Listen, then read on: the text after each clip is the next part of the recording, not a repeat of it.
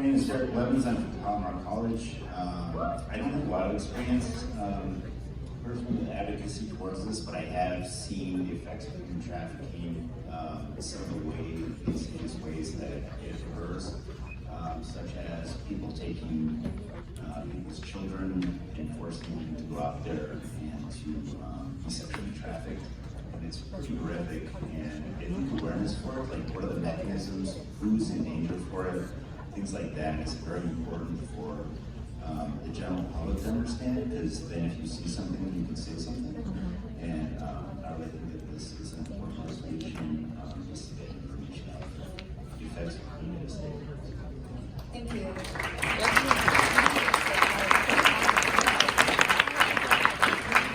All right, is there anyone for the con mic?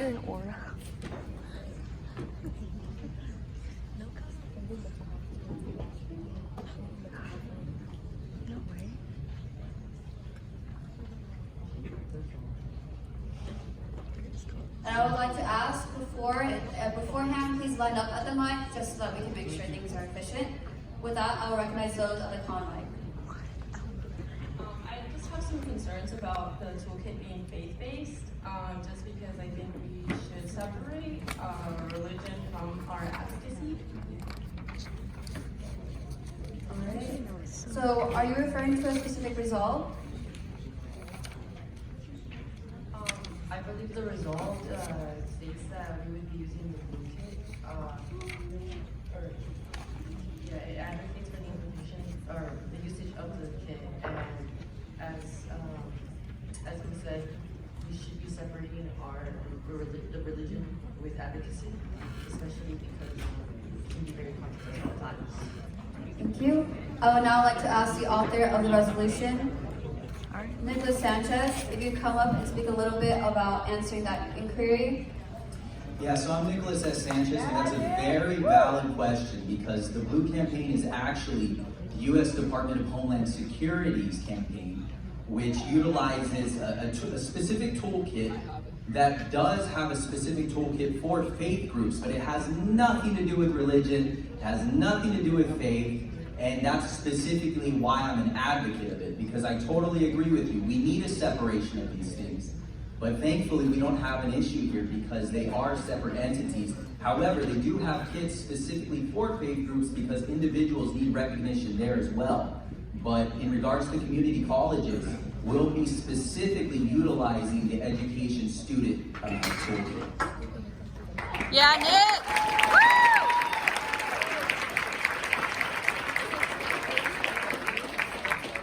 With that, we'll go back to the pro mic. You're recognized. Sorry, one moment. Yes. San Diego Mesa College delegate on Zoom, you are recognized for the pro mic. Please unmute yourself. Hello, can you hear me? Yes. Okay, so I think that this is great. I think that it would really help the community because people don't know very much about human trafficking, and it's something that happens all over, and so many people are maybe going through it and they don't actually recognize the signs of it. And it would also help people to be able to stand up for themselves and say, hey, there's a space for me to be able to say something about whatever I'm going through, rather than, burying it deep inside of themselves and then having that mess up what they're doing with their education. And we don't want that to influence their academia. So I think this would really help promote people to feel more safe and be able to recognize what others are going through. And it would also help people to feel included in the environment. Like, hey, I've been in human trafficking, but there's a place for me to go where I know that I'm safe. Thank you. Thank you. Is there anyone for the con mic?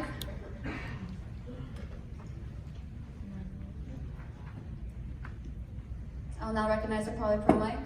Thank you, Madam Chair. Point of inquiry, I wanted to ask how the Blue Campaign utilizes faith within the advocacy against human trafficking. I believe it was clarified that the Blue Campaign provides toolkits for faith-based groups, but they're actually Department of Homeland Security funded. So I believe the campaign itself is not faith-based. Instead, they just provide group-specific toolkits, some of which being faith-based groups. Does that answer your inquiry, or would you like to hear from the author? Can we get some more elaboration on that, please? I'll now recognize the author. I think you stated it perfect. Yeah, there's different toolkits because the reality is that human trafficking affects every crevice of our society, including religious institutions, nonprofit institutions, in the private sector, in the public sector, at our community colleges, at university. It affects everything. It's happening right in this town. That's why I'm such a big advocate on this, because we need this resolution for our colleges. It's not an option. If you want to protect children, women, and men of our Golden State, this has to pass. Woo! And that's all I'm asking. Yeah! Look, I respect everybody's religious beliefs and faith-based ideas and everything they might consider, and so does the U.S. Department of Homeland Security. But it's not pushing any kind of religious idea. It's not, oh, I got 1 minute, but it's not pushing any kind of ideologies on anyone. It's simply saying that we have to keep each other safe and we need to be educated on how to do so in our campuses. Does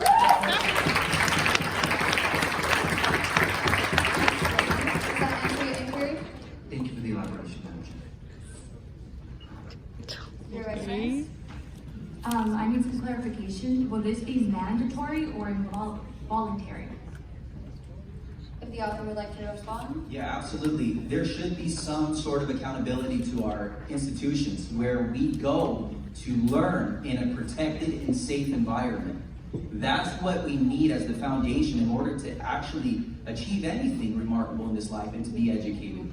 So it should be instilled. However, every location is different. Some areas might need to focus more on minors being exploited. Other areas might need to focus on forced domestic servitude. Others, commercial sex trafficking. So this is why it's such a devastating issue that needs to be handled on a local level and determined by the advisor, the student that is leading the initiative, along with the school board itself. Thank you. Does that answer your question? Get more clarification. Absolutely, please. Can you provide the question again? So, yeah. Let's make it mandatory. Why not? Let's protect everyone. Let's make it mandatory. Let's do it. We're going to change it. We're talking about action. Let's do it. Mandatory across the board. I love it.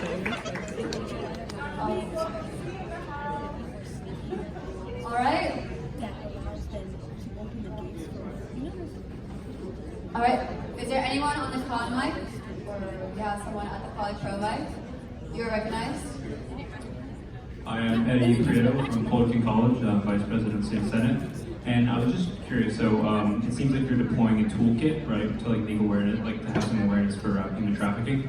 So I'm just wondering, like, what are the actionable like items within that toolkit? Like, what is happening? Like, is it just like an awareness thing, or is it like, yeah, I'd just like some more clarification on that, please. I'll recognize the author. Question. Excellent question there. The Department of Homeland Security provides posters, identification cards, key rings, videos, pamphlets, anything you can really need to combat this by bringing awareness. So it has everything on its website. That's why we put the link in the actual resolution, so that people can look at it and see what is being offered, because the Department of Homeland Security has determined that these resources can save lives. They can protect us. So we just need to implement them on our campuses. Does that answer your inquiry? Yeah, it's good, thank you. Thank you, and that is now time on the resolution.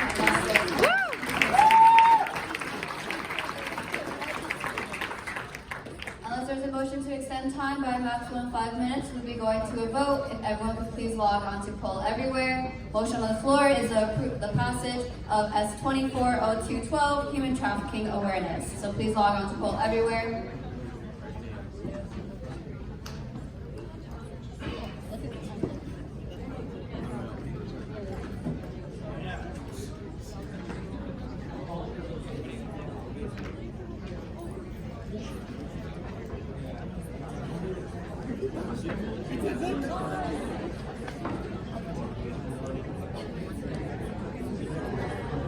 I'll be closing the polls in 20 seconds.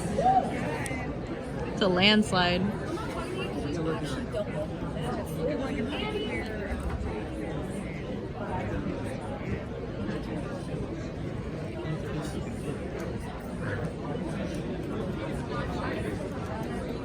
All right, the poll has closed. 73 in approval, 5 in disapproval, total Yeah. 78 as 25.